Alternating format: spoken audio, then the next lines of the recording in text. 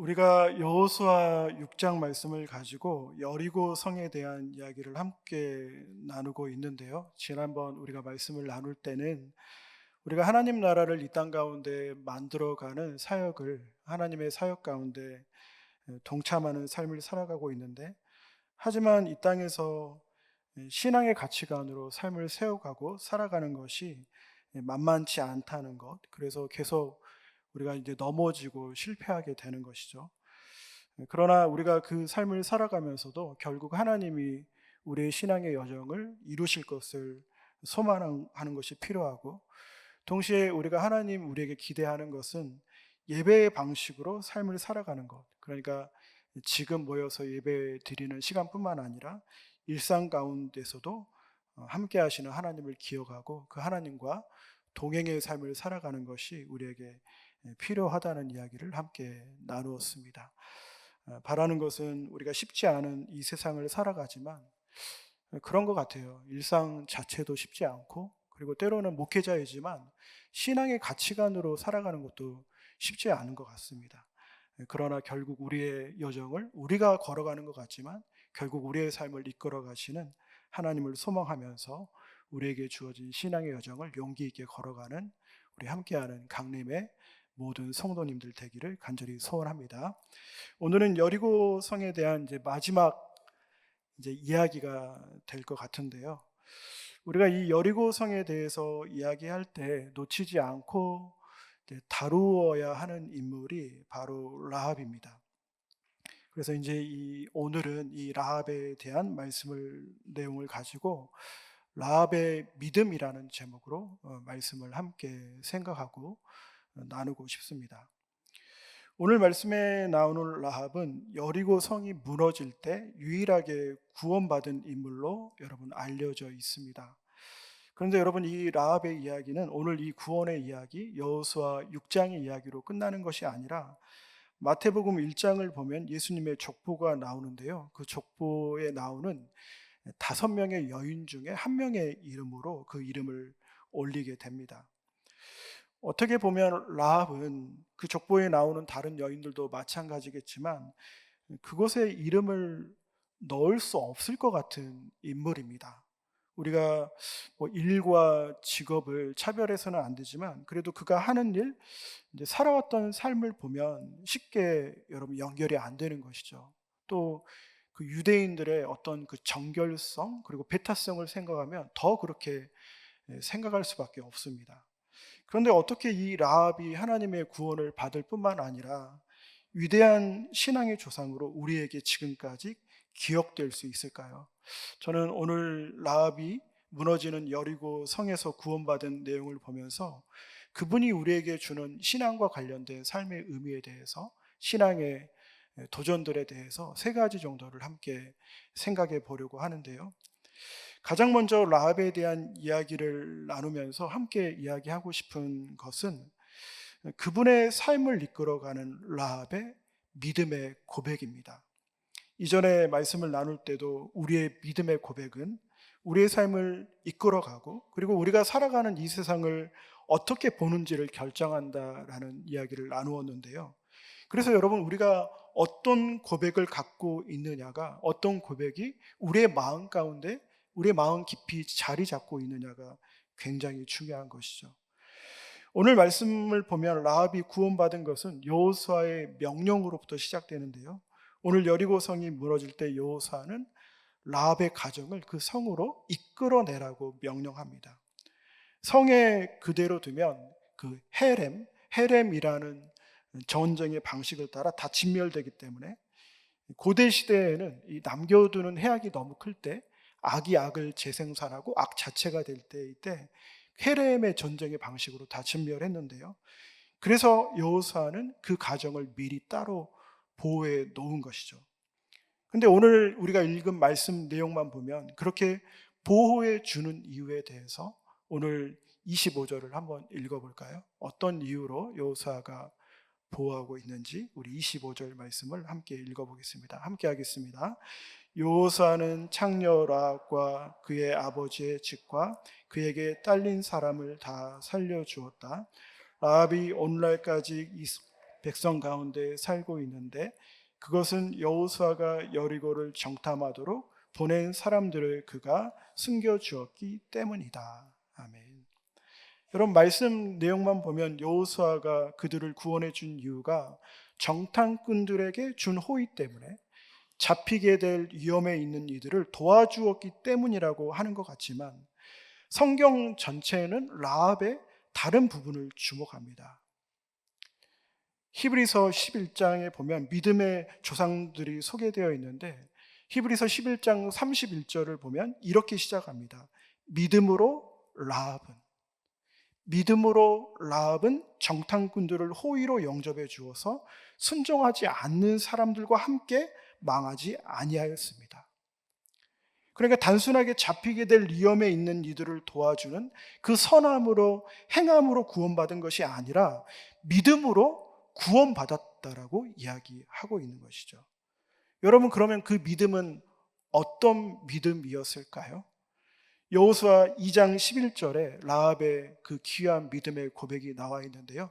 우리가 찾지 않고 우리 스크린에 있는 2장 11절 말씀, 라합이 어떻게 고백하고 있는지 만난 정탐꾼들에게 이야기한 고백입니다. 함께 하겠습니다. 우리는 그 말을 듣고 간담이 서늘했고 당신들 때문에 정신을 잃고 말았습니다. 위로는 하늘에서 아래로는 땅 위에서 과연주 당신들의 하나님만이 참 하나님이십니다. 아멘.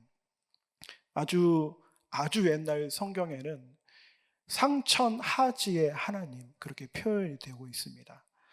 어제 이제 남성교회에서 문중경 선교사님의 순교지 탐방을 다녀왔는데요.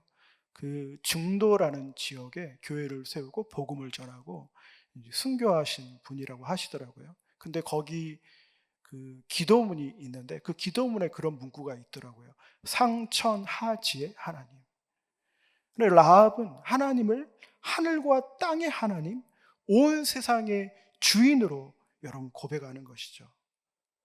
그 하나님이 자신을 구원해 줄 것이라는 믿음을 자신의 생명을 걸고 정탐꾼들을 숨겨주면서까지 그렇게 고백하고 있는 것입니다. 그리고 그 믿음의 고백이 오늘 죽음과 생명의 선을 여러분 가르게 된 것이죠.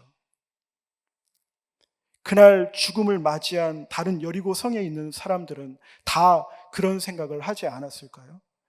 자신들의 견고한 여리고성, 자신들의 함께하는 군사들, 자신들이 가지고 있는 양식들이 그것들이 자신들을 끝까지 지켜줄 것이라고 생각했겠죠. 하지만 라합은 그 모든 것이 사람들 눈에는 견고해 보이지만 결국 무너지게 되는, 우리의 신앙적으로 표현하면 결국 사라지게 되는, 결국 없어지게 되는 것이라는 것을 마음 깊이 여러분 받아들이고 있었던 것입니다. 그래서 여러분, 라합의 구원은 하나님이 자신의 삶의 온 주인됨을 인정하는 그 믿음의 고백에서부터 여러분 시작되게 된 것입니다. 여러분, 우리에게는 어떤 믿음의 고백이 있습니까? 여러분, 그 믿음의 고백은 진실한 고백입니까? 그리고 그 믿음의 고백이 정말 우리의 마음에 깊이 자리 잡고 있습니까? 우리의 삶의 시간이 이렇게 흐르고 있는데 그 위에 하나님의 시간이 흐르고 이전부터 영혼까지 흐르면서 우리의 삶을 한 걸음 한 걸음 이끌어 간다는 것을 여러분 우리는 믿고 있습니까? 저번 주 이제 목요일 수능 시험이 여러분 있었습니다. 우리 13명의 아이들이 이제 시험을 보고 또 다른 친구들도 우리 장로님 기도해 주신 것처럼 이제 인생의 첫걸음을 걸어가는 시기가 되었는데요. 저는 수능을 두 번째로 본 세대입니다. 94년도에 이제 시험을 봤는데요. 공부를 그렇게 이제 잘 하는 편이 아니어서 시험을 잘 보지 못했습니다.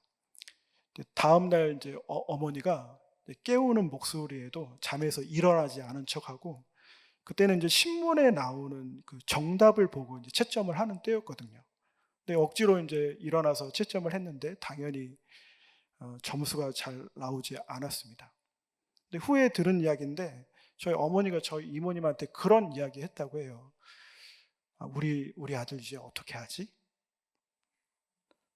여러분, 수능이 중요한 시험이긴 하지만 우리의 인생을 결정짓는 시험은 여러분 아닙니다. 하지만 우리의 믿음의 고백은 우리의 삶의 여러 실패와 좌절들과 또 여러 가지 장애물들도 앞에서 이 세상을 살아가면서 많이 흔들리게 됩니다.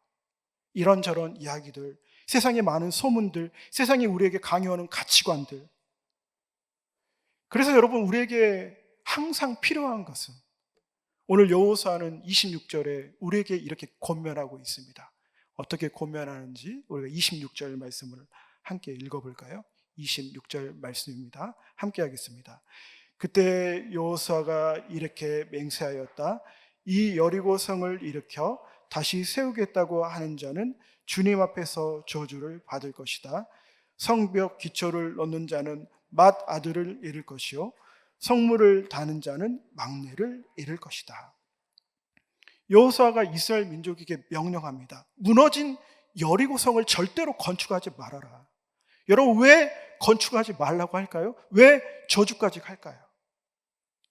그만큼 이 땅에서 살아가는데 굳은 믿음이 우리에게 필요한 것이죠. 나의 인생을 결국 무너지고 사라지는 이 세상의 여리고가 아니라 하나님이 책임져 주신다는 그 믿음이 우리에게 필요하기 때문입니다. 여러분, 세상 사람들은 보이는 여리고를 의지하는데 익숙해져 있습니다.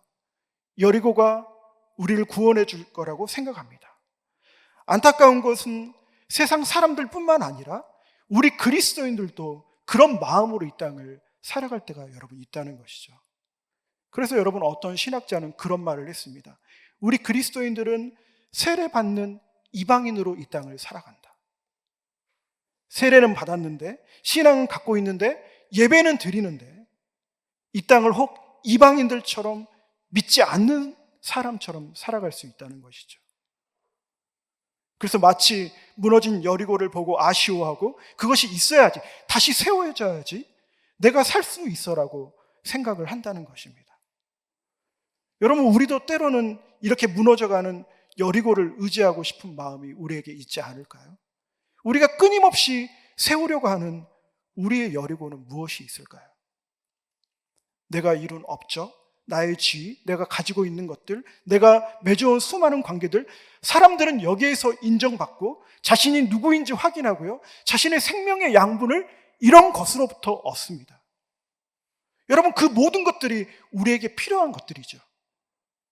하지만 우리가 항상 신앙의 여정을 걸어가면서 기억해야 되는 것은 우리가 의지하는 것들이 얼마나 취약한 것들인지를 기억해야 되는 것입니다. 지금은 점점 잊혀지는 이야기가 되고 있지만 우리가 코로나라는 시기를 보내면서 우리 인간이 얼마나 연약한지를, 취약한지를 우리는 몸으로 경험했습니다. 눈에 보이지 않는 아주 작은 바이러스에도 이 세계 전체가 멈추어 버리는, 여러분, 눈에 보이는 것들이 확실한 것 같지만 눈에 보이지 않는 것들에 의해서 다 무너질 수 있는 것이죠. 여러분, 그 앞에서는 큰 나라, 큰 기업, 엄청난 수익, 엄청난 사업, 의미가 있게 우리가 생각해 오는 것들이지만 사실 결정적인 것이 우리 앞에 왔을 때는 멈추어 버리고 다 무의미해질 수 있는 것이죠. 그래서 우리는 항상 여호수아의 명령을 기억해야 됩니다. 그 성의 기초, 문을 세우는 것조차도 우리는 거절해야 되는 것이죠.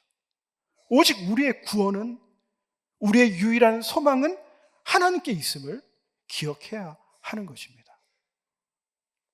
바라는 것은 오늘 말씀을 나누면서 우리가 이 신앙의 길을 걸어가면서 라합의 믿음의 고백을 따라 우리를 참으로 구원해 가시는 하나님을 신뢰하길 원하고 우리의 삶을 하나님께 온전히 맡기며 믿음의 길을 걸어가는 저와 모든 성도님들 되기를 간절히 소원합니다.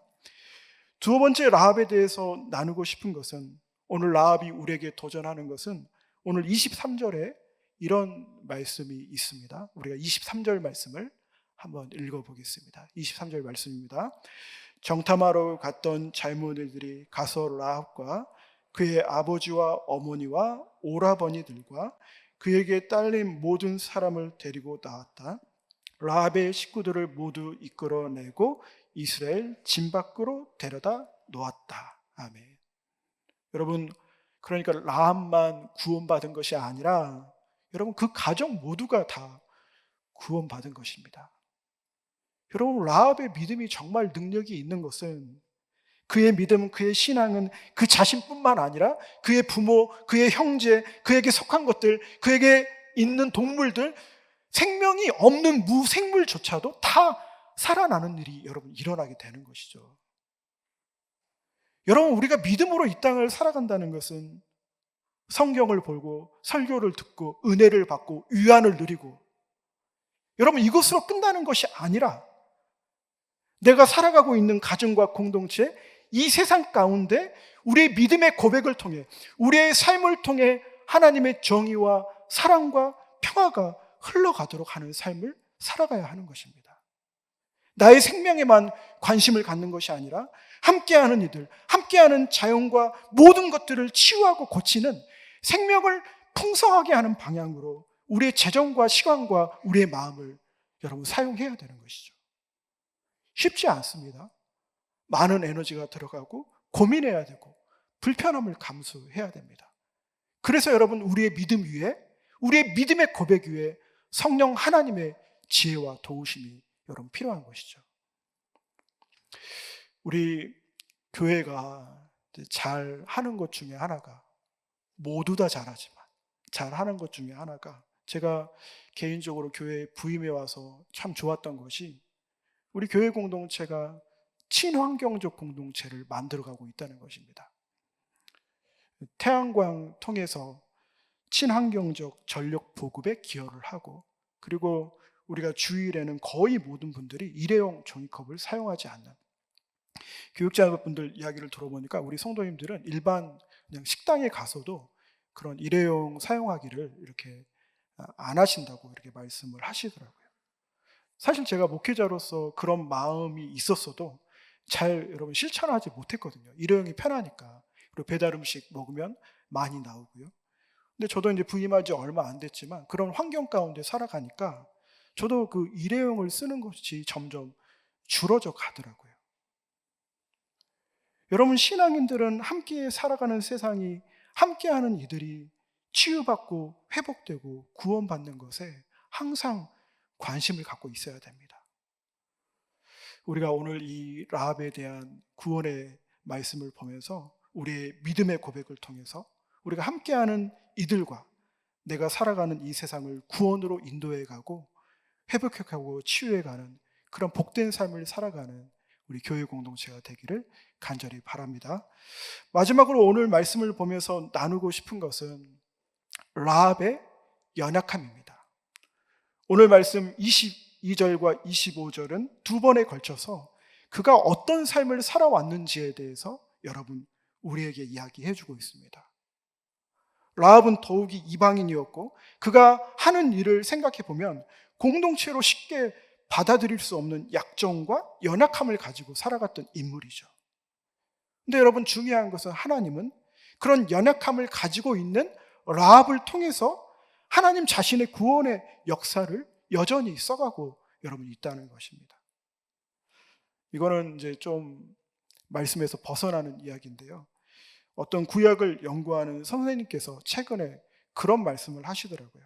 창세기, 모세오경, 그리고 나오는 구약의 말씀들, 사실 이 글들은, 이 성경의 내용들은 다 파격적인 생각을 가진 분들이 쓴 글이다. 아마 정통 제사장이 아닌 정말 진보적이고 생각이 깨어난 분들이 쓴 걸 것이다. 그런 이야기를 하더라고요. 왜냐하면 유대인의 사고로는 절대 함께하면 안 되는 사람들을 공동체로 받아들이는 것이거든요. 오늘 말씀처럼. 여러분, 그것이 예수님의 마음이잖아요. 세리와 몸을 파는 여인들을 친구로 삼은. 여러분, 구약에 이런 내용들이 나오는 것은 예수님뿐만 아니라 구약의 세계도 연약한 자들을 품으시고 사랑하시는 하나님의 마음을 이야기하는 것이죠. 여러분, 성경은 이렇게 일관성 있게 연약한 자들을 주목합니다. 성경의 많은 인물들이 다 연약한 사람들이었습니다. 중심에 있는 사람들이 아니라 변두리에 있는 사람들. 우리가 위대하다고 생각하는 신앙의 인물들도 그 한 분 한 분들의 기질을 보면 다 연약함과 약점을 가지고 있는 사람들이었죠. 두려움이 많았고, 의심이 있었고, 혈기가 있었고, 미숙했고, 자신의 욕망을 멈출 수가 없었고, 하지만 하나님은 연약하지만 하나님을 사랑하는 사람들, 하나님을 신뢰하는 사람들을 통해서 하나님의 구원 사역을 이루어 가신 것입니다. 여러분, 그러니까 소망이 있는 것이죠. 왜냐하면 우리도 연약하기 때문입니다. 저는 가끔 목회자로서 생각합니다. 우리 한국 교회가 이 땅에서 지금 어떤 역할을 할 수 있을까? 우리의 말이, 우리의 메시지가, 우리 이렇게 예배 드리고 있는데 우리의 삶이 세상 가운데 전달되기는 할까? 그러나 여러분, 그때마다 우리 마음 가운데 가져야 되는 것은 여전히 하나님은 그런 연약한 자, 연약한 공동체를 하나님께서 여러분 사용하신다는 것이죠. 제가 제 인생에 만났던 중요한 분 중에 한 분이 가끔 말씀드리는 헨리 나우엔이라는 분입니다. 헨리 나우엔은 세계적으로 영향력을 주고 있는 영성가 중에 한 명인데요. 장 바니에라는 분이 만든 장애인 공동체, 라르시 공동체 중에 캐나다에 있는 데이브레이크라는 공동체에서 목회 활동을 하신 분입니다. 원래 예일 대학, 하버드 대학에서 종신 교수직을 제안받았는데 그걸 거절하고 이제 거기로 오신 것이죠. 근데 여러분, 우리가 기억해야 되는 건 뭐냐면 그분이 그 모든 것을 포기하고 거기로 온 것이 아니고 진정한 집을 찾아서 온 거예요. 자신에게는 그 교수직이 집이라고 생각하지 않았던 거죠. 나에게 참 쉼과 평안을 줄 수 있는 곳이 어딘가? 거기가 바로 이제 장애인들을 섬기는 데이브레이크였습니다. 근데 그분과 함께 동역하고 후에 이제 나우엔이 돌아가시고 난 다음에 그 공동체를 맡아서 사역하게 된 그 자매로부터 알려진 이야기인데요. 그 자매에게 사람들이 물어봅니다. 당신은 그렇게 대단하고 유명한 나우엔하고 함께 사역하면서 어떤 것을 배울 수 있었습니까? 첫 번째가, 그 자매가 이야기합니다. 첫 번째가 나우엔의 통찰력이다. 참된 그리스도인이 어떤 사람인지, 참 자아로 살아가는 사람은 어떤 사람인지, 그리고 참된 희망은 어디 있는지, 그런 것들을 배우는 나우엔의 통찰력. 근데 또 하나 이야기했던 것이 어떤 거냐면 그것은 바울의 나우엔의 연약함에 대해서 이야기합니다. 나우엔이 항상 그 자매에게 이야기하는 거예요. 대화를 할 때마다 나는 연약하다, 난 두렵다, 난 할 수 있는 게 없다. 하루는 그 이야기를 듣는 자매가 너무나 답답해가지고 그런 이야기를 했다고 합니다. 당신은 당신 책 좀 읽어봐야 된다고. 다른 사람들은 당신 책을 읽고 그렇게 힘을 얻고 위로를 얻고 평안을 얻는데 왜 당신은 그렇게 연약함에 힘들어하냐? 당신의 연약함에 당신은 집착하는 거 아니냐?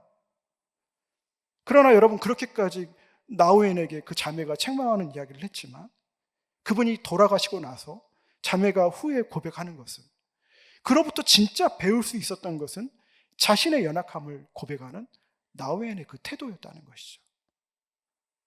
그 연약함이 있었기에 하나님을 신뢰할 수 있었고, 하나님을 신뢰할 수 있었기에 하나님이 그를 사용하신 것이죠. 여러분, 고린도후서 12장 10절을 보면 사도 바울은 이렇게 고백합니다. 내가 약한 그때에 강함이라. 하나님 앞에서 우리의 연약함을 인정하는 것이죠. 나 혼자는 할 수 없지만 하나님이 함께하면 여러분 할 수 있다는 고백입니다. 여러분, 그 어느 누구도 나우엔을 연약한 자로 기억하지 않습니다. 수많은 사람들에게 주었던 사랑, 영향력, 그의 가르침, 그의 모든 강의들, 그가 저술한 책들은 그가 얼마나 하나님의 손에 붙들려 귀하게 사용받았다는 것을 이야기하는 것이죠. 여러분, 우리도 연약합니다. 한 목회자의 삶, 한 성도의 삶, 한국 교회 공동체. 제가 이 여호수아 말씀을 이렇게 몇 주간 묵상해 오면서 가장 많이 생각했던 건 바로 그런 거예요. 야, 이 거대한 여리고 성 앞에 서 있는 우리, 얼마나 연약할까? 얼마나 우리는 부족할까? 그러나 하나님은 그런 우리를 사용하셔서, 연약하고 한계가 있는 교회 공동체를 사용하셔서 자신의 구원 사역을 하나님이 이루어 가실 것입니다. 우리가 연약하지만 서로 독려하면서 라합이 생명을 구원받고 자신이 구원받을 뿐만 아니라 함께하는 이들을 구원으로 인도했던 것처럼 라합의 그 믿음의 길을 우리도 걸어가서 우리도 구원받고 이 세상을 구원하고 치유하고 고치는 그런 귀한 믿음의 길을 걸어가는 우리 사랑하는 성도님들 되기를 간절히 소원합니다. 기도하겠습니다. 하나님 아버지, 오늘 라합의 믿음이 우리의 고백이 되길 원합니다. 하나님께서 우리의 유일한 구원자가 되신다는 믿음을 가지고 이 땅을 살아가길 원합니다. 나의 믿음이 나의 구원에만 머물러 있는 것이 아니라 함께하는 이들을 품고 세상을 치유하는 삶으로 이어지게 하옵소서. 우리는 연약하지만 성령 하나님께서 붙들어 주셔서 하나님의 구원 사역에 하나님의 방법으로 귀하게 사용하여 주옵소서. 이 모든 것 예수님 이름으로 간절히 기도하옵나이다. 아멘.